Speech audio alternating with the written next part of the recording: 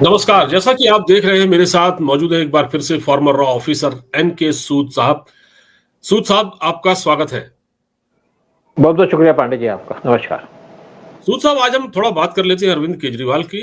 दिल्ली में विधानसभा चुनाव है अगले साल, यानी फरवरी में, और उसके लिए केजरीवाल लगातार जनसंपर्क कर रहे हैं, लोगों से बातचीत कर रहे हैं। लेकिन जहां जहां केजरीवाल जा रहे हैं, लोग उनको हाथों हाथ कम ले रहे हैं, उनसे सवाल ज्यादा पूछ रहे हैं। और कल तो एक ऐसी घटना हुई, पहली खबर तो ये आई कि आम आदमी पार्टी का एक एमएलए नरेश बालियान, जो कि वसूली के काम में शामिल है, वो किसी बिल्डर से पैसे मांग रहा था, किसी गैंगस्टर से बातचीत कर रहा था। वो ऑडियो क्लिप वायरल हुई थी और वो सब लोगों ने देखी होगी। लेकिन बात जब शाम हुई तो पता लगा कि केजरीवाल ग्रेटर कैलाश में कहीं जनसंपर्क कर रहे थे। किसी दुकानदार ने उन पर कोई लिक्विड फेंक दिया। अब ये बताया जाता है कि वो बड़ा इन्फ्लेमेबल था, वो ज्वलनशील था। कोई कह रहा है कि वो स्याही थी, और पता नहीं क्या क्या था। और सर, ये कोई पहली बार नहीं हुआ है केजरीवाल के पर ये इस प्रकार की जो अटैक हैं, ये तीसरा हुआ है। इससे पहले शायद विकासपुरी में भी हुआ था, जहां तक मुझे याद है। हाँ, विकासपुरी में हुआ था। तो तीसरा अटैक है। तो केजरीवाल इसको मुद्दा बना रहे हैं और संजय सिंह इनको इस पर, बीजेपी पर आरोप लगा रहे हैं। तो सर, ये जो हो रहा है, इस अटैक पर आप क्या कहेंगे? किस प्रकार के अटैक? देखिए, पहली बात तो है कि देखिए, पहली बात है, जितने लोग केजरीवाल को हेट करते हैं, कोई नहीं, किसी को नहीं करते, क्योंकि ये हिंदू हेटर है, ये इंडिया हेटर है, इसलिए लोग इसको हेट करते हैं। और दूसरी बात है, केजरीवाल से लोगों को बड़ी उम्मीद थी कि बड़ा ईमानदार आदमी है, ईमानदारी इसके सामने आ गई है, लूट मार किया इसने केजरीवाल ने।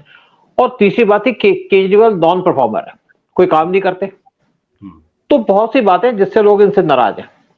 लेकिन जो इंसिडेंट हो रही है, कभी कोई पानी फेंक रहा है, कोई कुछ कर रहा है। पहले थप्पड़ वाली बात थी, क्योंकि थप्पड़ वाली बात तो हो नहीं रही, क्योंकि उससे केजरीवाल को बड़ा दर्द भी होता था। थप्पड़ खाने से लोगों ने जोर से थप्पड़ मारा। वो सारी की सारी जो बातें की जा रही है, वो कहते हैं कि केजरीवाल खुद करवा रहे हैं। केजरीवाल खुद करवा रहे हैं इसलिए कि केजरीवाल को इससे माइलेज मिलती है, प्रोपेगेंडा करते हैं। और इसको आदमी को पीटने के लिए इनको पैसे दिए जाते हैं, जो आदमी पिटता है उसको पैसे दिए जाते हैं। तो ये जो सारे अटैक हो रहे हैं केजरीवाल के ऊपर, वो दिखावा है, कोई रियल के अटैक नहीं है। अगर किसी ने अटैक करना होगा तो केजरीवाल पे और अच्छे अटैक कर सकता है, थप्पड़ मार सकता हूँ, फिर भी मानता हूँ कि जायज है। लेकिन इस तरीके से लिक्विड फेंकना कुछ नहीं, इस पे कोई बात नहीं है। सिर्फ एक आदमी को तैयार किया जाता है कि तुम आओ और ऐसा काम करो ताकि केजरीवाल को माइलेज मिल सके, केजरीवाल का नाम आगे बढ़ सके। केजरीवाल इस तरीके से अपना प्रोपेगेंडा चला रहे हैं। लेकिन दूसरी बात आप करते हैं कि बलियान, नरेश बलियान एक एमएलए, उसने लोगों से मतलब उजागर पैसे मांगने की बात की, यानी कि उगराही करने का काम शुरू किया। जो कुछ बिल्डर्स हैं उसको अरेस्ट कर लिया गया। देखा जाए तो ये भी कोई बड़ी इंपॉर्टेंट बात नहीं है, क्योंकि केजरीवाल की तो सारी कैबिनेट, केजरीवाल के जितने भी लोग हैं सारे के सारे करप्ट हैं। ईमानदारी का मुखौटा पहन के आए थे केजरीवाल और सबसे करप्ट निकले। शीश महल बनाया 40 करोड़ का, जेल में रह के आए 6 महीने दारू बेचने के चक्कर में, और मनीष सिसोदिया भी दारू बेचने के चक्कर में 1 साल तक जेल में रहे। और इनके जो जैन साहब हैं वो भी 1 साल से ऊपर जेल के अंदर रहे। तो देखिए जाए तो केजरीवाल की सारी कैबिनेट चोर है, सबके ऊपर करप्शन के चार्ज हैं। यही इनका एजेंडा है, क्योंकि इन्होंने काम तो करना नहीं है। ये कहें काम करने के लिए तो बहुत से लोग हैं, मोदी जैसे लोग बैठे हैं काम करने के लिए। मोदी अगर काम करते हैं तो देश का प्रोग्रेस करते हैं और उसी बेस पे वोट मांगते हैं। ये बगैर काम के वोट मांगते हैं। मैं यहाँ से कूड़ा हटा दूंगा, दिल्ली के अंदर 2 कूड़े के ढेर थे, इसने कहा जी एमसीडी मेरे पास आ जाए तो मैं 2 कूड़े के ढेर आपको 3 महीने के अंदर हटा दूंगा। आज 1 साल से ऊपर हो गया, कूड़े के ढेर 2 तो क्या, यहाँ पे 4 ढेर रखे हैं दिल्ली के अंदर। और कूड़ा का ढेर हटाने के चक्कर में इन्होंने कूड़े को यूपी के अंदर फेंकना शुरू कर दिया। ट्रक जाते थे यूपी के अंदर, वो फेंकाते थे कूड़ा। फिर योगी ने इनके ट्रक्स को जब्त कर लिया तो वो बंद हो गया। यमुना के साफ करने की बात शुरू से कह रहे थे, यमुना तो आज तक साफ नहीं हुई। मैं यमुना अब साफ कर दूंगा, यहाँ पे बड़ा एक टूरिस्ट प्लेस बना दूंगा, वो साफ नहीं हुई। वॉक प्लेस बना दूंगा, वो नहीं हुई। फिर इसने फिर दोबारा कहा कि मैं यमुना को साफ कर दूंगा। फिर किसने कहा जी आपने कहा था? कहते मैंने कब कहा?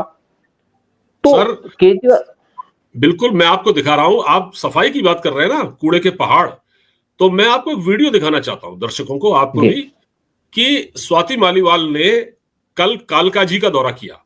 कालका जी आजकल वो केजरीवाल को लगातार एक्सपोज कर रही है। कभी वो द्वारका जाती हैं, कभी वो विकासपुरी जाती हैं, और वो ऐसे ऐसे मोहल्ले में जा रही है, वहां वाकई नरक से भी बदतर स्थिति है। वो उसी स्टाइल में केजरीवाल को घेर रही हैं, जिस स्टाइल में केजरीवाल काम किया करते थे, वो करते क्या थे, पहले एक कहीं का दौरा किया करते थे किसी इलाके का, एक कैमरा माइक ले जाते थे, वहां रिकॉर्डिंग करते थे, फिर कहते थे देखिए बीजेपी ने ये नहीं किया, बीजेपी सरकार ऐसा नहीं कर रही, वैसा नहीं कर रही।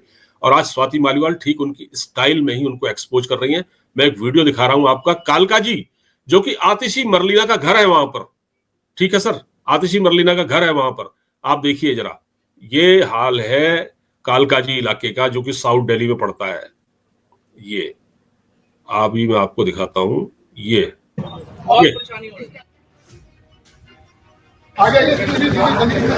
गलियां ऐसी ही है जी, ये काफी कैंसर 1 साल हो गया। 1 साल हो गया।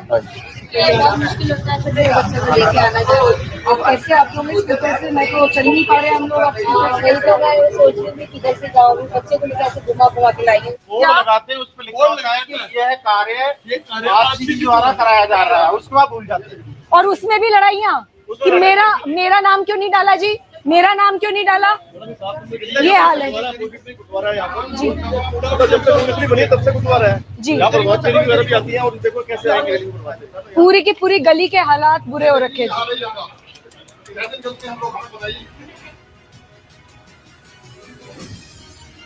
देखिए दिल्ली का तो ये हाल कर दिया है, केजरीवाल ने दिल्ली का बुरा हाल कर दिया है। आप तो इस कालका जी की बात कर रहे हैं। शीश महल है ना जी, जी। अपना शीश महल तो 150 करोड़ का है।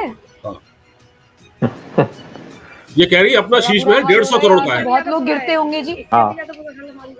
अच्छा, और ये मुख्यमंत्री से आप मिलने जाते हो, विधायक को मिलती ही नहीं है, बताइए क्या हाल है। ऐसे तो कोई मतलब सर ये आप देखिए कि ये मैंने आपको इसलिए ये दिखाया है कि ये असलियत है, और ये आतिशी मरलीना जो कि दिल्ली की मुख्यमंत्री है, उनका इलाका है सर। ये वहां देखिए ये काम पांडे साहब ये काम करने नहीं आए, यहाँ चोरियां करने आए हैं।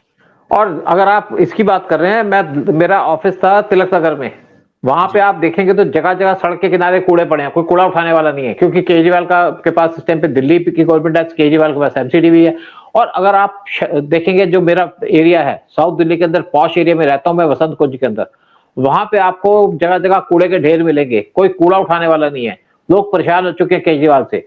देखिए एक तो इसका करप्शन का चार्ज, एक इसकी नॉन परफॉर्मेंस, लेकिन साथ में केजरीवाल कहता है इसके अब केस किया कोर्ट के अंदर, बांसुरी स्वराज ने केस किया कोर्ट के अंदर, 7 दिल्ली के एमपी ने केस किया कि दिल्ली की गवर्नमेंट जो सेंटर उनको 5 लाख रुपए देता है इलाज के लिए आयुष्मान प्रोग्राम के अंदर, वो एक्सेप्ट नहीं करते कि ताकि दिल्ली के लोगों को फ्री पे यहाँ पे ट्रीटमेंट ना मिल जाए, मेडिकल ट्रीटमेंट ना मिल जाए। तो केस जब हाई कोर्ट में गया, वहां पे बांसुरी स्वराज वो केस लड़ रही थी, तो वहां पे जो चीफ जस्टिस थे जस्टिस मनमोहन, उन्होंने कहा भाई आप ये पैसे क्यों नहीं एक्सेप्ट करते, आपके पास पैसे तो है नहीं, आपने पैसे तो सारे लुटवा दिए, बर्बाद कर दिए, फिर आप पैसे क्यों नहीं एक्सेप्ट करते जिससे पब्लिक का बेनिफिट हो। आप पब्लिक का बेनिफिट दे रहे हैं। देखिए यहाँ पे 36 स्टेट्स हैं, जस्ट यूनियन टेरिटरीज है, वहां पे 33 ने यहाँ से पैसे लिए हुए, पैसे गवर्नमेंट की पॉलिसी चलती है वहां पे। दिल्ली और वेस्ट बंगाल को छोड़कर के एक और जगह है जहां पे ये पैसे नहीं दिए जाते, क्योंकि वहां की गवर्नमेंट अलाउ नहीं करती।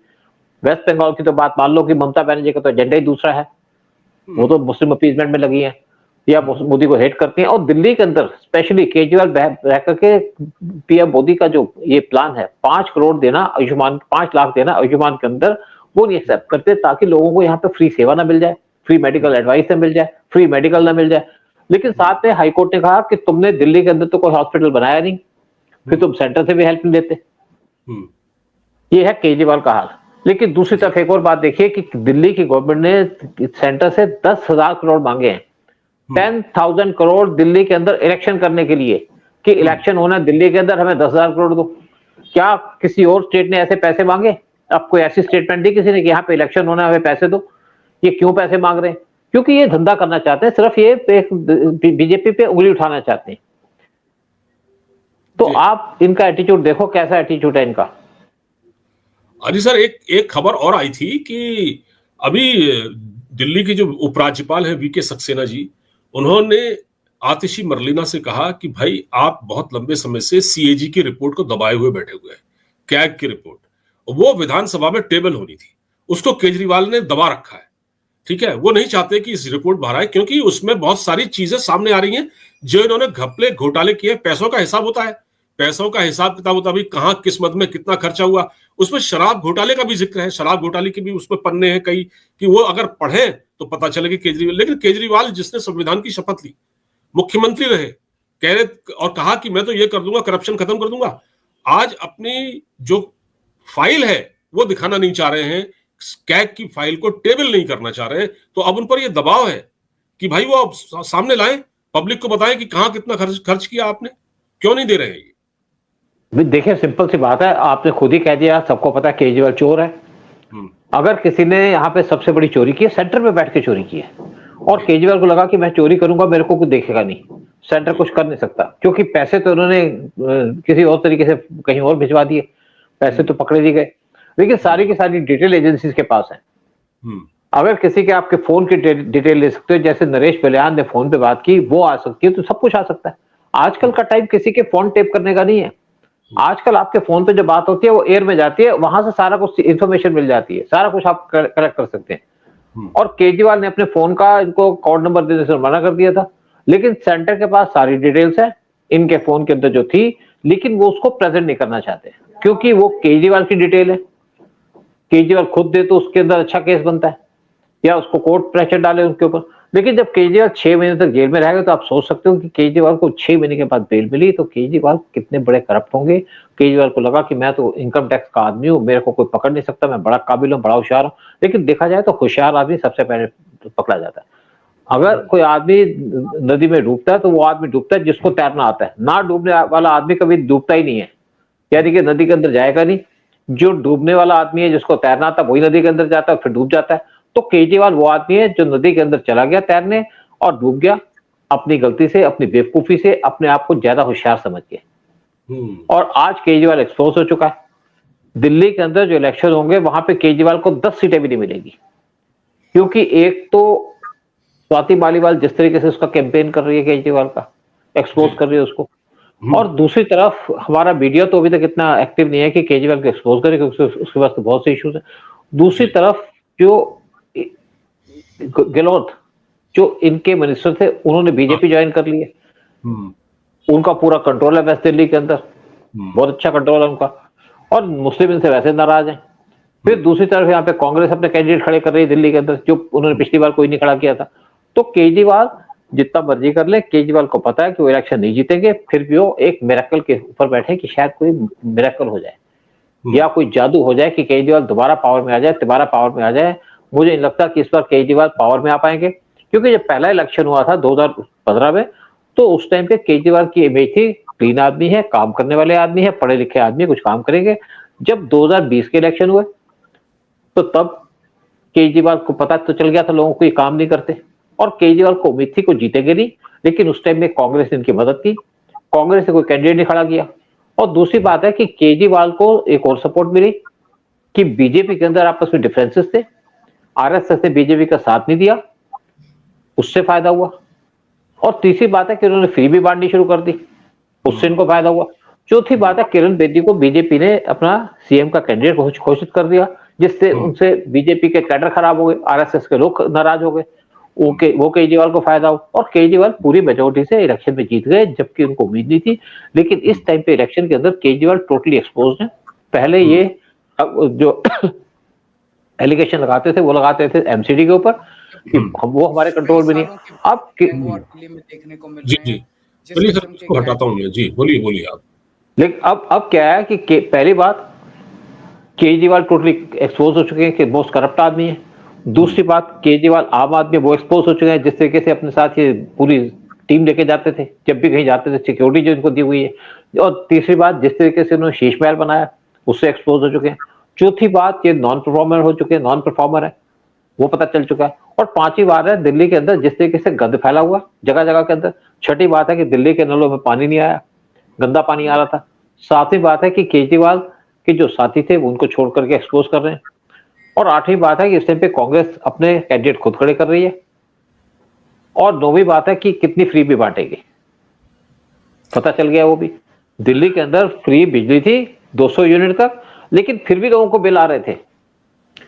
तो इस टाइम पे जो केजरीवाल, जी मैं ये कह रहा था कि जो ये इन पर जो अटैक हुआ है जिस प्रकार से, इसमें तो ये भी कहा जा रहा है कि जो पार्टी के कुछ असंतुष्ट लोग हैं जिनके इन्होंने टिकट काट दिए हैं इस बार, कम से कम केजरीवाल ने शायद इस बार केजरीवाल ने कहा कि मैं नॉन परफॉर्मर्स को टिकट नहीं दूंगा, जबकि खुद भी नॉन परफॉर्मर है।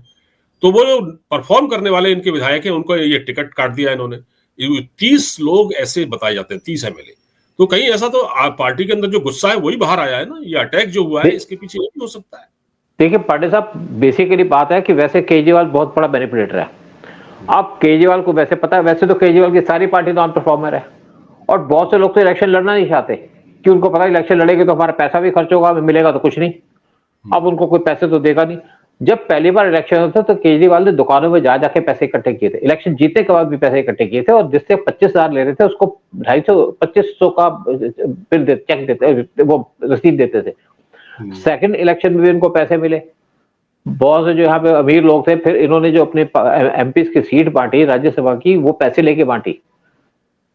लेकिन अब केजरीवाल के पास पैसे नहीं है, बलियान पैसे इकट्ठे कर रहा था वो पकड़ा गया, और अब सेंट्रल एजेंसीज की पूरी नजर है केजरीवाल के ऊपर। शराब घोटाले का पर्पस क्या था? शराब घोटाले के थ्रू पैसा इकट्ठा करना चाहते थे इलेक्शन लड़ने के लिए, वो पैसे पकड़े गए। तो केजरीवाल को इस टाइम पे फंड कोई नहीं देगा। देखिए हर एक आदमी जो अपना मोहरा लगाता है, ये शय लगाता है या कहीं पे जो पैसा लगाता है वो उस पर लगाता है जो विनिंग कैंडिडेट हो। इनका कोई विनिंग कैंडिडेट तो है ही नहीं। केजरीवाल को खुद नहीं पता कि इलेक्शन जीतेंगे नहीं जीतेंगे। अगर केजरीवाल कहते हैं कि नॉन परफॉर्मर्स को मैं टिकट नहीं दूंगा, तो केजरीवाल तो सबसे बड़े नॉन परफॉर्मर है, जिनको तो अपने आप को टिकट नहीं देनी चाहिए। कौन सा आदमी इनकी गवर्नमेंट के अंदर जब परफॉर्म किया? जिसने, किसी ने नहीं किया। सिर्फ शोर मचाते हैं, सिर्फ घपले लगाते हैं, दूसरे पे उंगली उठा देते हैं। तो मुझे लगता है कि केजरीवाल इस टाइम पे इलेक्शन, उनको पता है कि मैं हार जाऊंगा, और इनको सिर्फ उम्मीद है कि शायद कोई यहाँ पे एक जादू हो जाए कि इलेक्शन जीत जाए। वो होगा नहीं, क्योंकि इलेक्शन लड़े जाते हैं रियलिटी के ऊपर। मुश्किल है इस बार केजरीवाल के लिए जो है, राह आसान नहीं है, ये वो भी जानते हैं, अच्छी तरह समझ रहे हैं वो, इसीलिए वो परेशान भी हैं। और ये सारे जो ड्रामे हो रहे हैं वो इसीलिए हो रहे हैं। अब देखना है कि इंतजार करना पड़ेगा इलेक्शन तक, तब तक बहुत कुछ होगा। सूद साहब बहुत बहुत धन्यवाद हमसे बातचीत करने के लिए। बहुत बहुत शुक्रिया आपका।